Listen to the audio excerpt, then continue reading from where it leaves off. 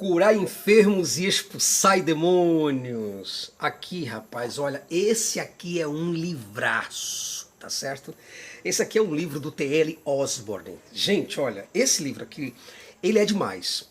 Num dia quando você que é cristão tomar vergonha na sua cara e você ler esse livro aqui, aí você vai entender que todo crente, todo aquele que é nascido de Deus, tem que expulsar demônios, pregar o evangelho, falar em línguas.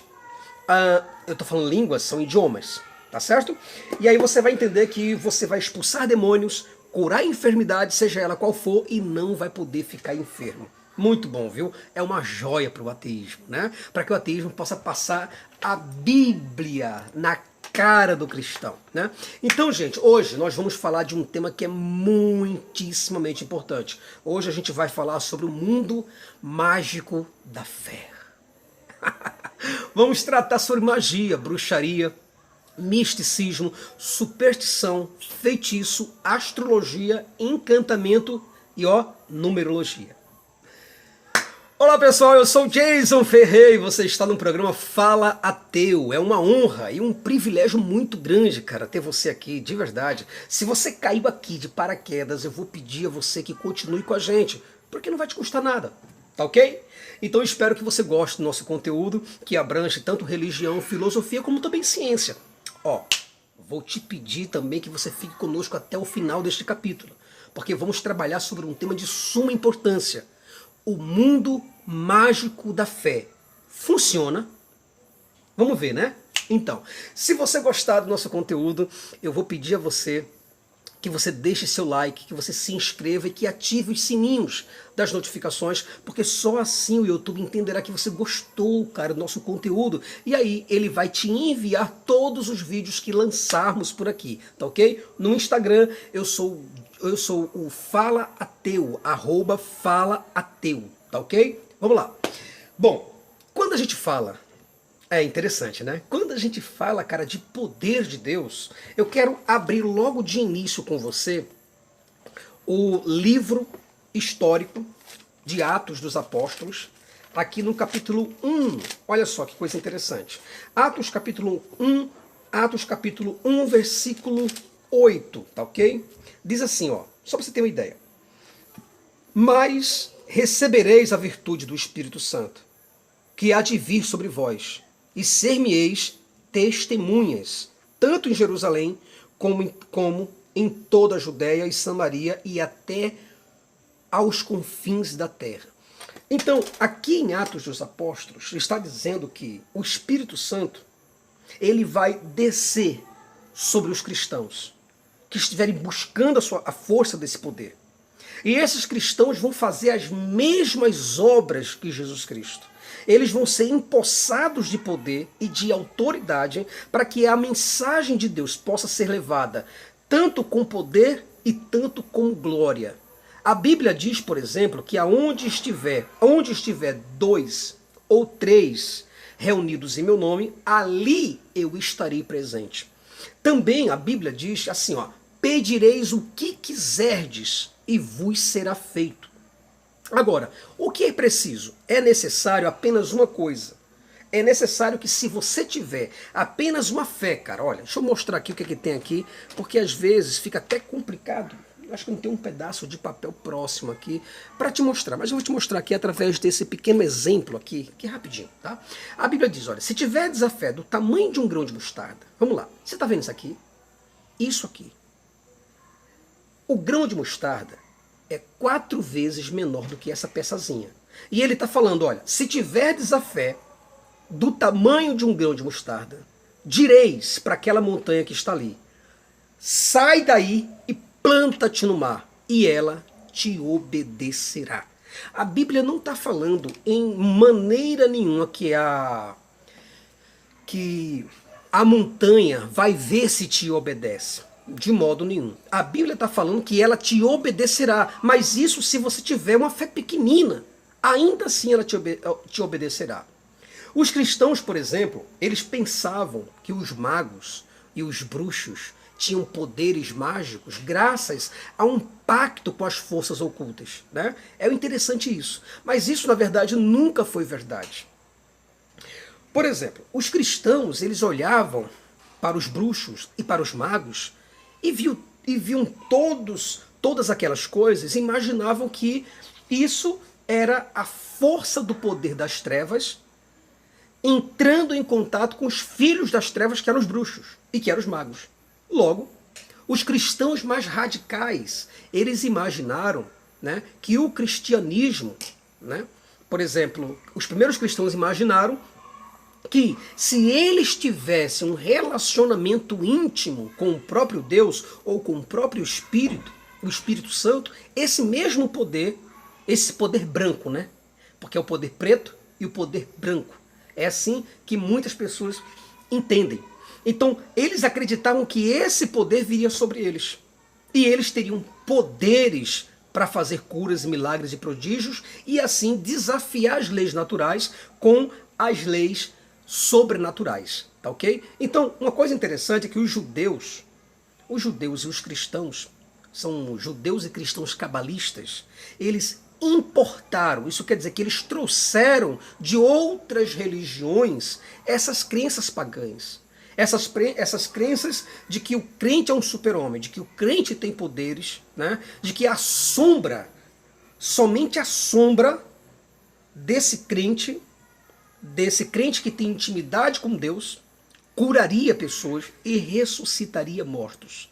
Veja que coisa. Então os cristãos, eles se achavam com poderes mágicos, graças a um pacto com as forças divinas da luz. Mas isso, na verdade, a gente sabe que é pura ilusão, é pura invenção.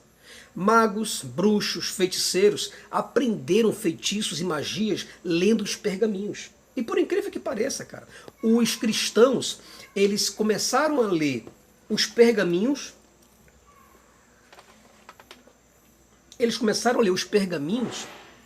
a Bíblia, para poder extrair da Bíblia esses poderes.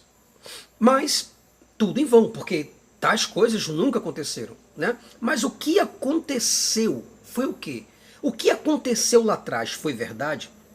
Ora, se tudo o que aconteceu na Bíblia foi verdade, ela precisa ser reproduzida. Todos aqueles milagres precisam ser reproduzidos. Caso você acredite, então você precisa reproduzi-los, tá certo? O que acontece hoje poderia, aliás, o que aconteceu ontem poderia acontecer hoje, se fosse verdade, sim, mas não há verdade alguma. Os magos, por exemplo, eles oravam. Os cristãos, eles também oram, né? Os magos pediam forças divinas sobre eles e os cristãos pedem a mesma coisa. Eles fazem a oração como uma forma de contato para uma possível intervenção divina, para uma possível intervenção de Deus na vida deles. Os magos, eles evocavam os espíritos, né? Os cristãos, eles evocam o Espírito Santo, por exemplo.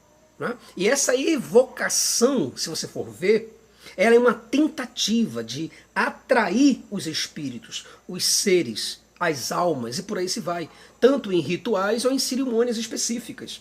Então os magos eles acreditavam nos sonhos. Os cristãos, querendo repetir esse ensinamento pagão, eles passaram então a imaginar que Deus se revelava através também de sonhos. Então tudo que os magos persas, né, e babilônicos, egípcios faziam, aí o que acontecia? Os judeus e lá na frente os cristãos repetiam. É como Bolsonaro e Donald Trump. O que Donald Trump faz nos Estados Unidos, Bolsonaro segue à risca aqui no Brasil para ver se dá certo. Afinal de contas, Bolsonaro nunca foi presidente, não tem capacidade para ser presidente, ele não tem capacidade para ser síndico do prédio. Mas tudo bem, deixa para lá, tá ok? Então eles seguem imitando o que os magos faziam. Mas eu quero levar você a um entendimento ainda maior. Eu quero que você compreenda o que realmente eu estou querendo dizer com esse acompanhamento e com essa força que os cristãos dizem ter, mas que não funciona. E eu vou mostrar para você isso. Os magos, eles acreditavam em um espírito profético. Os cristãos também acreditam em espírito profético. A profecia, por exemplo, é a forma onde Deus ele antecede os acontecimentos. E também a revelação, profecia e revelação. A revelação é uma forma de Deus deixar transparecido, Deus ele revelar, ele transparecer todos os acontecimentos.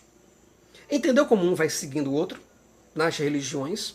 Então, para que você possa ter uma ideia, os magos, eles acreditavam que das suas mãos saía um poder. Você imagina, cara, é sério, você imagina uma coisa dessa. Os magos imaginavam que das mãos deles saíam poderes.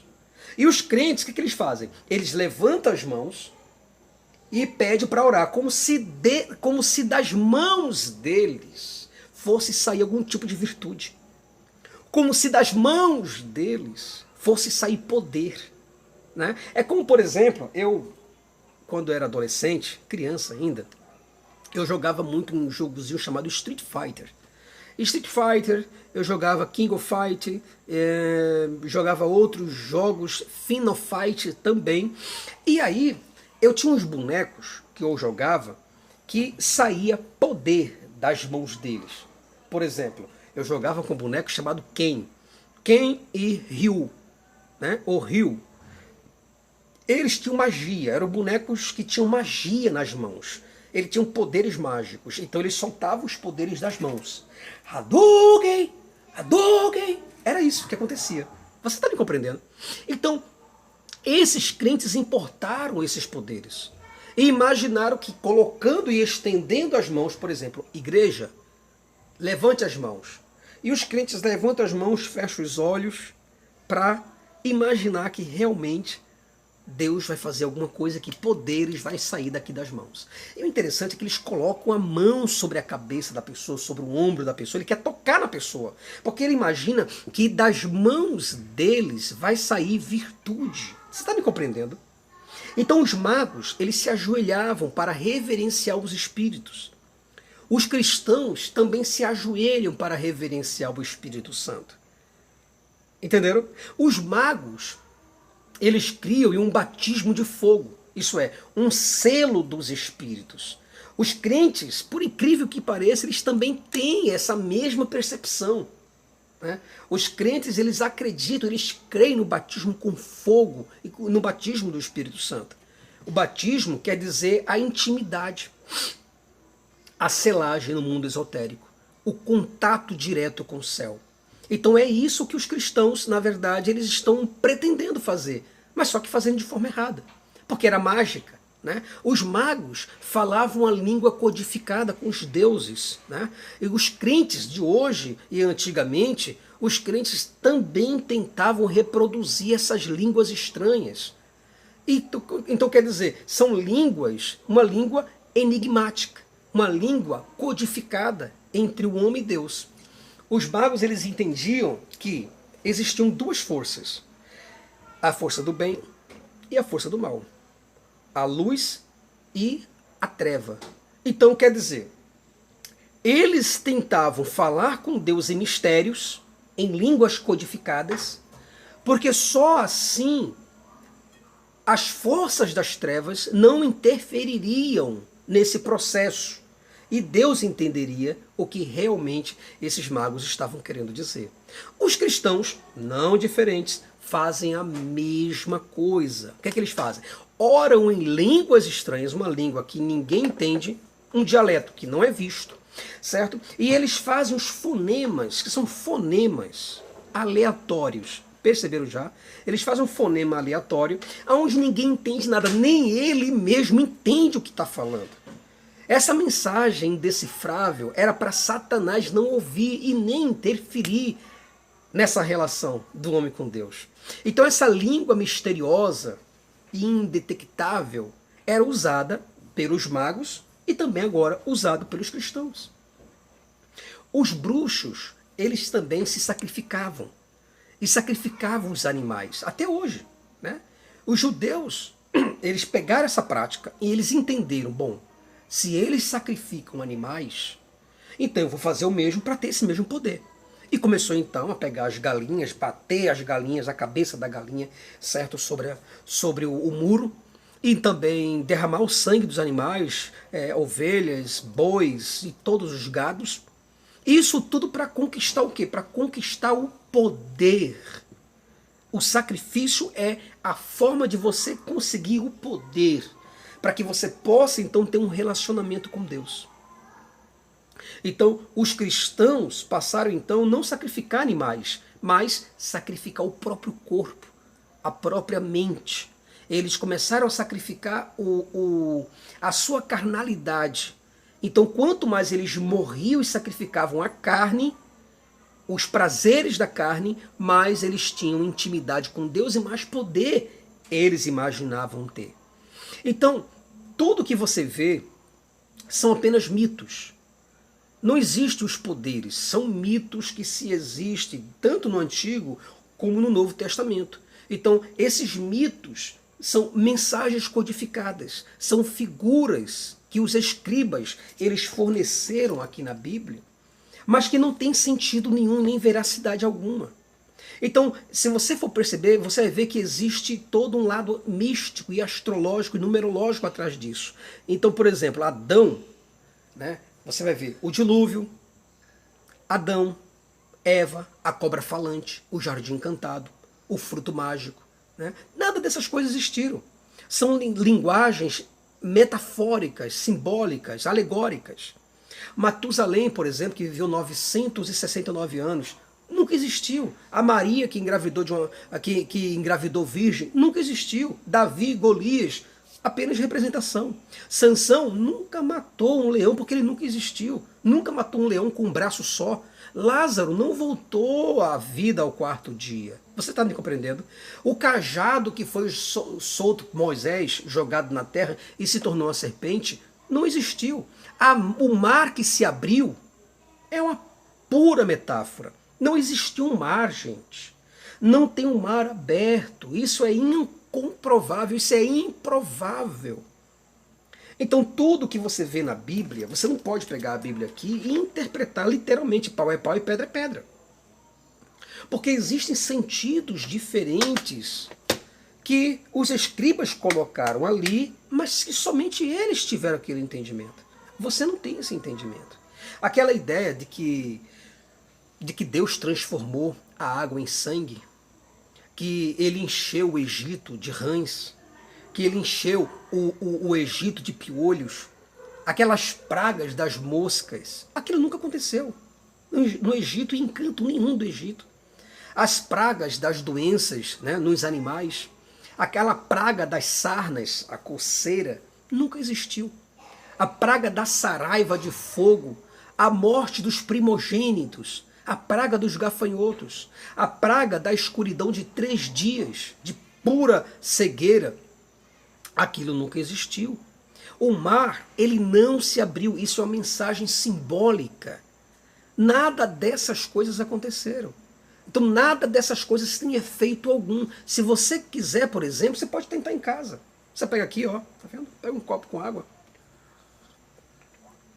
Pega um copo com água na tua casa, coloca aí e tenta agora transformar essa água em vinho, para que você possa então realizar aquilo que foi realizado. Tenta reproduzir. Não vai colocar tangue de uva, não. Mas tenta reproduzir em casa. Tenta transformar essa água em vinho orando, colocando as mãos e orando. Você vai ver que esse poder não existe. Isso tudo foi fantasia. Né? É uma linguagem fantasiosa de todos aqueles poderes sobrenaturais que estão que estão nessa narração. Eles não existiram. Tudo é alegórico, nada é literal. Tudo é mágico, é místico, é simbólico. Nós, definitivamente, nós não possuímos a interpretação verdadeira do que os escritores realmente queriam dizer, ou quiseram dizer nas escrituras. Quem acredita nessas fantasias, por exemplo, você pode perceber, as pessoas que acreditam em milagres, pergunta se ela faz. Pergunta se ela faz o milagre. Elas criam justificativas para não fazer esses milagres. Elas acreditam, mas colocam o corpo fora. Por quê? Porque elas realmente não acreditam. Então elas inventam justificativas. Por exemplo, milagres não existem mais. Tem muitas pessoas que dizem que os milagres não existem mais. Tudo acontece quando Deus quer. Muitas pessoas falam isso. Outras pessoas querem colocar o corpo fora, falam assim, Deus operou antes, hoje não opera mais. Outros dizem que milagres não ocorrem quando a gente deseja. Olha isso. Outros dizem que, eu não estou preparado. Outros dizem, eu não tenho esse chamado de dom e de cura. Está me compreendendo? Outros dizem, não podemos tentar a Deus. Outros dizem, não está na hora de Deus operar. Entende agora? Então, você vai perceber que esses crentes, eles acreditam desacreditando. Eles não acreditam realmente. Eles não têm fé verdadeira naquilo. Eles não são nascidos de Deus. Como a Bíblia fala. Né? Se você é um nascido de Deus, você tem que agir como Cristo agiu. Se Cristo existiu, você é um pequeno Cristo. Você é um representante de Cristo. Você é um substituto de Cristo. Você é um delegado especial da divindade. Então você tem que agir com a autoridade que Deus te deu. Certo? Se você acredita. Porque Jesus morreu por qual motivo então, gente? Se você acha que nada dessas coisas podem ser feitas, então Jesus morreu para quê? Certo? Então, hoje você vê muitos pastores fazendo o quê? Expulsando demônios. Expulsar demônios é fácil. Lá no capítulo de Marcos, no capítulo 16, versículo 17, vai falar assim, que estes sinais seguirão aos que crerem. Em meu nome expulsarão demônios. Pronto, até aí, acabou. Aí o pessoal não quer mais saber. Expulsarão demônios e fim de papo. Agora, a Bíblia fala que expulsarão demônios, falarão novas línguas, isso quer dizer, falarão novos idiomas. Se você for para a Rússia, vai falar russo. De uma hora para outra, amigão, é o poder de Deus, para Deus tudo é possível. Mas por que você não fala? Vai fazer o Cici aí? Então, se você diz, porque eu expulso demônios, mas se você não ressuscita mortos, a Bíblia diz que você também, além de pregar o evangelho, além de expulsar demônios, além de falar em línguas, você também ressuscitará mortos, e você colocará a mão sobre os enfermos e eles ficarão curados. E agora? O que você me diz? Você me compreende? Então, a Bíblia, ela diz assim, se você prestar bem atenção, aqui em Lucas, capítulo 19, por gentileza, vai lá em Lucas, capítulo 19, versículo 19 também. Olha só, deixa eu ver onde é que ele está. Pronto. Não, eu minto, tá? Mateus capítulo 10, versículo 8. Me perdoa aqui, tá? Mas Mateus capítulo 10, versículo 8 vai dizer assim, curai os enfermos, limpai os leprosos, ressuscitai os mortos, expulsai os demônios. De graça recebestes, de graça dai. Então, ele está deixando bem claro para você que esse poder ele já te deu. Agora, se você não acredita e se você não recebe, aí isso aí já é um problema seu. Você compreende? Por exemplo, Gease, que era servo de Eliseu, estava numa batalha, e aí existia anjos e mais anjos perto de Eliseu. Mas Gease não via esses anjos, porque ele estava olhando com os olhos carnais. Mas diz a Bíblia, lá em 2 Reis, capítulo 6, versículo 17, que Eliseu orou e falou, Senhor, peço-te que abra os olhos desse moço para que veja. E diz a Bíblia que os olhos dele, as escamas dos olhos se abriram. E ele viu anjos e mais anjos com espada na mão guerreando. Você entendeu? Então assim, se você entende que essas coisas são verdades, você precisa entender que esse sobrenatural está na sua vida. Não adianta só você pregar o evangelho. Não adianta só você sair por aí gritando igual uma raposa, dizendo que você é mais do que vencedor, certo? Se você não faz a obra de Cristo. Então, a obra de Cristo, eu particularmente sou ateu, não acredito. Mas para você que acredita, que o que está em você é maior do que o que está no mundo, como diz João capítulo 4, versículo 4, então você tem que agir como tal. Mas só que você não age. Por que você não ressuscita mortos? Compreendeu? Por que você não anda sobre as águas? Por que você não transforma água em vinho? Porque essas coisas não acontecem. Porque não existe o sobrenatural. Mas aí eu te digo o seguinte, olha, lá em Isaías capítulo 43, versículo 2, vai dizer que Deus está contigo na água e no fogo. E se você entrar na água, ela não vai te submerger. Você não vai morrer afogado. E se você entrar no fogo, a Bíblia está deixando bem claro que se você entrar no fogo, nenhum pedaço da tua pele sofrerá dano algum. É isso que está escrito. Isaías 43, versículo 2. E aí você crê? Você entra no fogo? Ah, mas não tentarás o Senhor teu Deus. Jesus falou isso para Satanás. É evidente que ele falou isso para Satanás. Eu estou falando isso em uma linguagem metafórica, porque eu não acredito que Jesus existiu. Tá certo? Mas, hipoteticamente, o personagem Jesus se recusou a fazer um milagre, a transformar um pedaço de pedra em pão, porque não tinha necessidade nenhuma daquilo. Não tinha ninguém para comer aquilo. Jesus estava em jejum. Ele não tinha necessidade de demonstrar a glória de Deus para Satanás, porque Satanás já conhecia a glória de Deus. Você compreende? Agora, o próprio texto, ele diz, em 2 Timóteo, capítulo 1, versículo 7, ele diz que Deus ele não te deu um espírito de covardia. Ele não te deu um espírito de medo. Mas ele te deu um espírito forte para que você pudesse crer no que realmente é o espírito. Em Mateus, aqui ainda em Mateus, no capítulo 12, certo? No versículo 29, você vai ver uma coisa interessantíssima. Olha que coisa. Você vai ver aqui, ó. Ou como pode alguém entrar em casa do homem valente e furtar os seus bens, se primeiro não manietar o valente, saqueando então a sua casa. Isso quer dizer que o valente é esse próprio inimigo.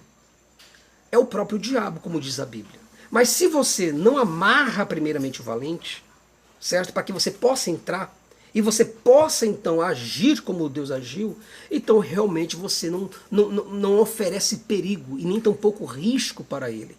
Por quê? Porque você não desfaz as obras do diabo. Você não age como Jesus agiu, segundo o Evangelho. Você está me compreendendo? Então, em Tiago, capítulo 4, versículo 7, ele fala assim, ó, resistir ao diabo. Não é isso que ele diz? Mas antes de dizer resistir ao diabo, ele diz assim, ó, sujeitai-vos a Deus. Então, se a pessoa não se sujeita, então não tem como, meu amigão, você resistir. Você vai ser um crente como qualquer outro. Agora, se você acredita que você de fato é um crente verdadeiro, então você precisa agir de acordo com a própria Escritura. Se você não age é porque você não é crente. É fácil, é simples. Pelos frutos conhecereis a árvore. É o que diz. Se você não tem fruto, é porque você não está na videira. É por isso que você não produz. Se você não cura, se você não ressuscita mortos, se você não fala em línguas, né? Não línguas estranhas, mas idiomas, de uma hora para outra, se você não é teletransportado, como Filipe foi teletransportado, se você não anda sobre as águas, então você não é nascido de Deus. Porque o nascido de Deus vai fazer as mesmas obras que o próprio Deus e que o próprio Cristo fez. Então, se você tem uma Bíblia e não funciona, para que adianta? Se você tem uma fé que não funciona, para que adianta? Em Efésios, por exemplo, no capítulo 6, versículo 12, ele fala que a nossa luta não é contra carne nem sangue, mas sim contra as potestades, os principados que estão no ar. Então, quando você pega agora, por exemplo, o Silas Malafaia, que anda com seguranças fortemente armados, ele está lutando contra quem? Silas anda com carro blindado, colete à prova de bala, segurança pessoal fortemente armado com armas de 9 milímetros, certo? Ele mora em um condomínio fechado, cheio de seguranças fortemente armados. E para que o homem que tem a defesa de Deus, que tem a palavra de Deus, vai se defender do quê? Se Deus é soberano e sabe o que acontece com tudo. Você entende que esses homens eles não acreditam em Deus? Compreenderam isso? Então você entende que esses poderes, eles não existem. Você compreende que esse poder nunca esteve com você e nunca esteve com ninguém? A maioria dos pastores sabem disso. Eles sabem que a Bíblia não é de Deus, mas é um compêndio esotérico, é um compêndio ocultista. Por isso eles ganham dinheiro e não temem a essas fantasias, porque eles sabem que essas coisas não existem. Então, meu amigo, minha amiga, para a gente terminar, eu quero deixar bem claro para você o seguinte, olha, não existe poder de Deus. O que existe é apenas a sua imaginação. Se você imaginar que das suas mãos vai sair poderes, você está muito enganado quanto a isso. Mas se você acredita, por favor, eu te convido a você abrir o Mar Vermelho. Abrir o Mar Vermelho não, abrir qualquer mar. Abrir qualquer rio ao meio. Tá certo? Para que você possa provar a veracidade da confiança que você tem em Deus. Se você não consegue provar essas coisas, é porque você realmente não é e nunca foi cristão. Tá ok? Muito obrigado por tudo. Agradeço a todos que ficaram comigo até o final desse vídeo. Espero muito que vocês tenham entendido, tá bom? Espero que vocês continuem comigo compartilhando meus vídeos, comentando aqui, ativando o sininho das notificações e se inscrevendo aqui no YouTube, tá ok? E também lá no Instagram, @falaateu. Um abraço para vocês e fiquem na paz.